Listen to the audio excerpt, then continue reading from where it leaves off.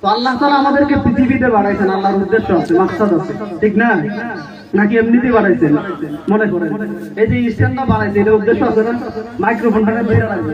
আজকে এই প্যান্ডেল সাজানো হয়েছে, এটার উদ্দেশ্য আছে, মাহফিল হবে, আলোচনা হবে, এই জন্য এটা সাজানো হয়েছে। লাইট তৈরি করেছে, এটার উদ্দেশ্য আছে আলো দেওয়ার জন্য। ফ্যান তৈরি করছে বাতাস দেওয়ার জন্য। এসি তৈরি করেছে গরমের সময় ঠান্ডার সময় গরম, ঠিক না? ঘড়ি তৈরি করছে সময় দেখার জন্য।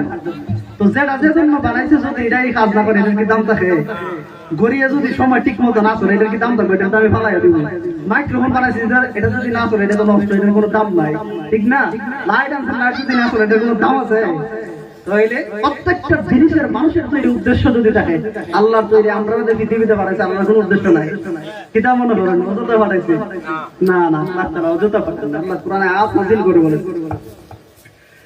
আল্লাহ তাআলা কোরআনে আয়াত নাযিল করে জানায়া দিয়েছেন।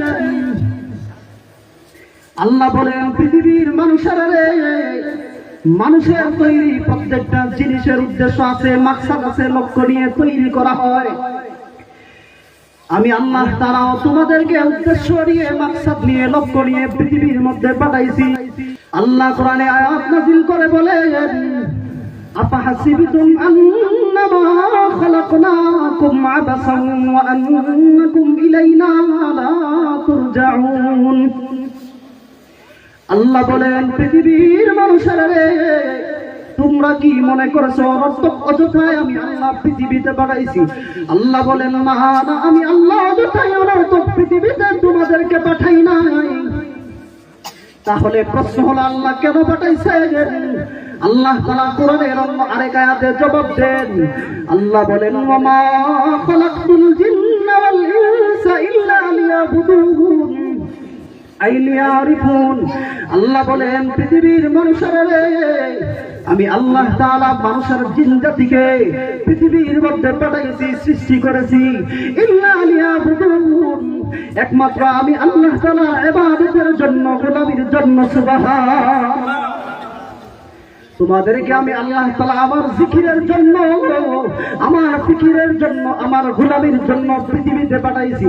কিন্তু মানুষ এত নাফরমান, এত নাফরমান। অধিকাংশ মানুষ আল্লাহ তাআলার জিকির করে না, তাসবিহ করে না, গুণগান গায় না, ইবাদত করে না, গোলামি করে না। অথচ এই পৃথিবীর মধ্যে যাহা কিছু আছে, আসমান আর জমিনের মধ্যে যাহা কিছু আছে, সব কিন্তু আল্লাহ তাআলার তাসবিহ করে, গুণগান গায়। আল্লাহ কোরআনে বলছেন, আমার কথা না, সূরা বনী ইসরাঈলের মধ্যে আল্লাহ তাআলা বলেছেন। আল্লাহ তাআলা আয়াত নাযিল করে বলেন, ওয়া ইন মিন শাইইন ইল্লা ইউসাব্বিহু বিহামদিহি ওয়ালাকিন লা তাফকাহুনা তাসবিহাহুম।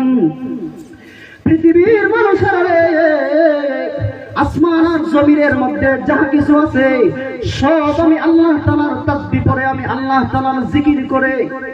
ইউসাব্বিহু লাহু মা ফিস সামাওয়াতি ওয়াল আরদ, আসমান আর জমিনের সবকিছু আমি আল্লাহর তাসবিহ করে, জমিন আল্লাহর তাসবিহ করে, আসমান আল্লাহর তাসবিহ করে, জিকির করে, ফেরেশতা আল্লাহর তাসবিহ করে, চন্দ্র সূর্য আল্লাহ তাআলার তাসবিহ করে, তারা নক্ষত্র আল্লাহ তাআলার তাসবিহ করে, গাছপালাগুলি আল্লাহ তাআলার তাসবিহ করে, উড়ন্ত পশু পাখিগুলি আল্লাহ তাআলার তাসবিহ করে।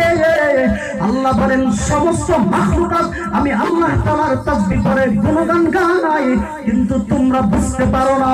ওয়ালাকিন লা তাফকাহুনা তাসবিহাহুম, সব আমি মালিকের তাসবিহ করে, গুণগান গায়, কিন্তু মানুষ তো নাফরমান। তোমাদেরকে আমি আল্লাহ পাঠাইলাম গুণগান লাগি, তোমরা দেখা যায় গিয়ে সেটা নাফরমানি করো। আমি আল্লাহ তাআলার হুকুম মানো।